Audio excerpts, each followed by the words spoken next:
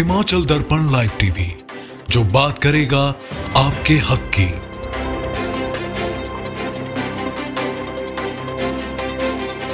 जिला किन्नौर के पर्यटक स्थल कल्पा के सुसाइड पॉइंट पर हुए हादसे में एक नया मोड़ आया है। सेल्फी लेते समय नहीं बल्कि चालक ने महिला को धक्का देकर उसकी हत्या की थी। पुलिस द्वारा गहनता से जांच व पूछताछ करने के बाद पता चला कि रेखा शर्मा को मारने की साजिश के पीछे चालक के साथ साथ उसके पति विनीत शर्मा व देवर कर्ण शर्मा का शामिल होना बताया जा रहा है। ये हत्या हुई है। हमारी जांच पे ये बात स्पष्ट रूप से सामने आई है। हालांकि जो इसकी जो पहली सूचना मिली थी तो उस पर ये कहा गया कि ये एक एक्सीडेंट का केस है, लेकिन पुलिस जांच में ये एक्सीडेंट का केस नहीं पाया गया। इस पर निश्चित तौर पे एक योजनाबद्ध तरीके से इस महिला की हत्या की गई है, जिसपे कि 3 लोग जो हैं अभी तक की जांच में जो है वो उनका जो रोल है वो सामने आया है। जिसपे मानवेंद्र जो कि इस महिला को एक गाड़ी में लेकर के यहाँ आया था, जिस गाड़ी का नंबर HR07 3403 था, और उसने इस महिला के को एलिमिनेट करने के लिए, इसकी हत्या करने के लिए इस सुसाइड पॉइंट को 19 और 20 तारीख में 3 बार विज़िट किया था। लेकिन इसको एक अच्छी अपॉर्चुनिटी इस महिला को एलिमिनेट करने के लिए नहीं मिल रही थी, तो इसलिए इसने 3rd अटेम्प्ट में इस महिला को वहाँ से धक्का दे करके इसकी हत्या की है। जांच में ये भी चीज़ सामने आई है कि इस हत्या में जो महिला का पति है और जो महिला का जो देवर है, ब्रदर इन लॉ, उनका भी इसमें एक अहम रोल है। सर, सुरक्षा को मद्देनजर रखते हुए क्या सुसाइड पॉइंट में कोई कैमरा नहीं लगाया जा सकता? वहाँ पर सुरक्षा की दृष्टि से जो है वो जो इंतजाम किए गए हैं, वहाँ पर हमने एक प्रोटेक्शन के लिए वहाँ पर एक जाली का एक दीवार लगाया गया है। और ये एक अपराध है जो एक प्लान करके किया गया है। तो अगर किसी व्यक्ति ने कोई अपराध करना हो तो उसके लिए आप किसी भी प्रकार के प्रबंध कर लें, वो अपने प्लानिंग को एग्जीक्यूट कर लेता है। लेकिन आपने ये जो कहा कि इसके लिए हम कोशिश करेंगे कि वहाँ पर एक CCTV कैमरास की व्यवस्था हो जाए, अगर वो फिजिबल है, क्योंकि उसके लिए एक कनेक्टिविटी चाहिए होती है, लाइट चाहिए होती है, नेट का कनेक्टिविटी है। तो सारी चीज़ों को अगर वो पॉसिबल होगा तो हम लोग उसमें कोशिश करेंगे कि वहाँ पर एक CCTV कैमरा इंस्टॉल करके वहाँ पर जो लोग हैं उनके जो इलेक्ट्रॉनिक्स फुटप्रिंट है उसको जो है वो रिकॉर्ड हो सके। कुमारवी लोक निर्माण विभाग के विश्राम गृह में आयोजित भारतीय जनता पार्टी हिमाचल प्रदेश किसान मोर्चा प्रवक्ता प्रवेश शर्मा ने बताया कि किसानों को जागरूक करने के लिए विभिन्न मंडल, उपमंडल, ग्राम पंचायत बूथ लेवल तक कमेटियां बनाई गई है तथा किसानों को इस बिल के बारे में घर घर जाकर जागरूक कर रही है।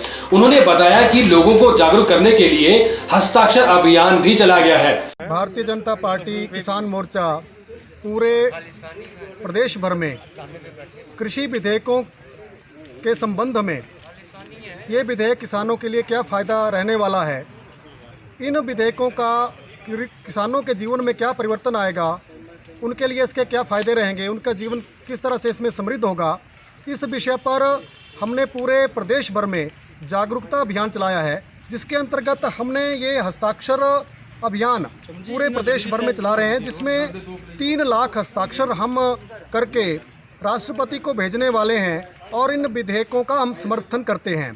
मैं प्रवेश शर्मा, भारतीय जनता पार्टी किसान मोर्चा प्रवक्ता, प्रदेश प्रवक्ता के नाते पूरे प्रदेश भर में हम इस तरह के अभियान को बढ़ा रहे हैं। विशेषज्ञों की रिपोर्टों के आधार पर ये विधेयक तैयार किए गए हैं।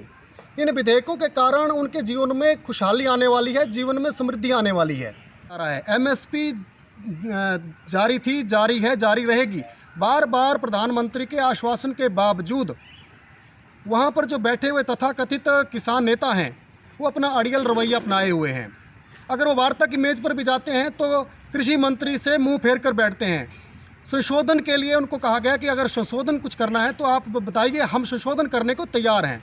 लेकिन संशोधन के लिए भी तैयार ना होना, सिर्फ कानून वापस लेना, ये एक तरह का अड़ियल रवैया है जो लोकतंत्र में सही नहीं है। उन्होंने कहा कि हिमाचल प्रदेश में किसानों को जागरूक करने के लिए विशेष हस्ताक्षर युक्त अभियान चलाया गया है तथा इसमें 3 लाख किसानों के हस्ताक्षर करवाए जाएंगे तथा ये सभी दस्तावेज शीघ्र ही उनके द्वारा महामहिम राज्यपाल को सौंपे जाएंगे। घुमारवीं से हिमाचल दर्पण के लिए पवन चंदेल की रिपोर्ट। हिमाचल में पंचायती चुनाव की सोमवार को घोषणा कर दी गई। पंचायती चुनाव 3 चरणों में होंगे। 17, 19 और 21 जनवरी को सुबह 8 से शाम 4 बजे तक मतदान होंगे। कोरोना महामारी के कारण शारीरिक दूरी को देखते हुए राज्य में पंचायत चुनाव 3 चरणों में होंगे। पंचायतों का कार्यकाल 23 जनवरी को पूरा हो रहा है। जिला किन्नौर रिकांगपिओ इकाई में अखिल भारतीय विद्यार्थी परिषद की बैठक हुई, जिसमें 25 से 26 दिसंबर को होने वाले अखिल भारतीय विद्यार्थी परिषद के 66वें राष्ट्रीय अधिवेशन, जो फ्री कंप्यूटर में भी वर्चुअल माध्यम से लघु अधिवेशन होगा, जो रिकांगपिओ इकाई में भी है, जिसकी तैयारियों के लिए आज बैठक रखी गई।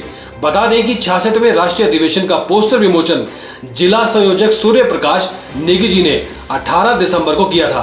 आज अखिल भारतीय विद्यार्थी परिषद रिकांगपिओ इकाई द्वारा ठाकुर सेन नेगी राजकीय महाविद्यालय रिकांगपिओ में बैठक हुआ, जिसमें पुरानी कार्यकारिणी को भंग कर नई कार्यकारिणी की घोषणा चुनाव अधिकारी इंद्र नेगी जी द्वारा की गई, जिसमें इकाई अध्यक्ष श्वेता नेगी, उपाध्यक्ष चंद्रप्रभा व हरविंदर, इकाई सचिव अमन, सह सचिव विशाखा और छात्रा प्रमुख का दायित्व वैशाली को दिया गया। हिमाचल में कोरोना संक्रमण की रफ्तार धीरे धीरे कम होना शुरू हो गई है। 2 महीने में पहली बार ऐसा हुआ है कि मंडी जिला को छोड़कर सभी जिलों में कोरोना के एक्टिव मरीज 1000 से कम हुए हैं, लेकिन राज्य में कोरोना से होने वाली मौतों का सिलसिला अभी भी जारी है। सोमवार को प्रदेश में 9 कोरोना संक्रमितों ने दम तोड़ा है। इनमें से शिमला के 4, कांगड़ा में 2 तथा हमीरपुर, ऊना व चंबा में 1-1 मरीज की मौत हुई है। ये सभी मरीज विभिन्न अस्पतालों में उपचाराधीन थे। कुछ मरीज पहले ही अन्य बीमारियों से ग्रसित थे। इसके साथ राज्य में कोरोना संक्रमण से होने वाली मौतों की कुल संख्या 873 हो गई है। सोलन में कोरोना के मामले लगातार बढ़ने की वजह से अब स्वास्थ्य विभाग हाई अलर्ट पर है।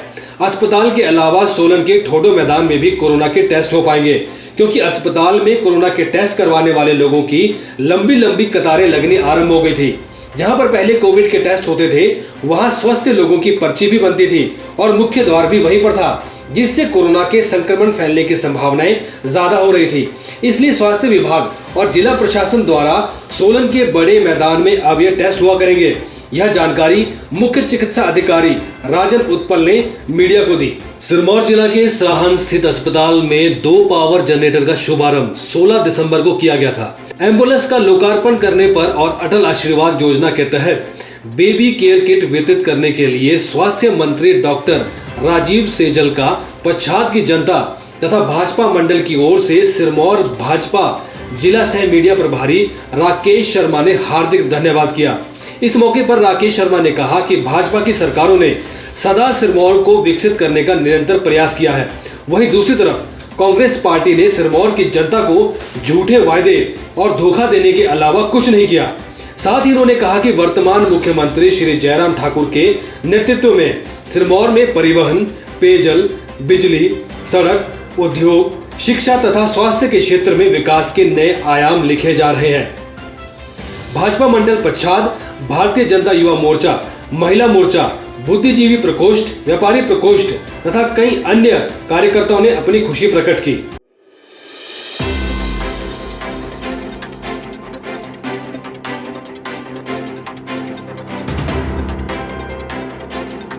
हिमाचल दर्पण लाइव टीवी, जो बात करेगा आपके हक की।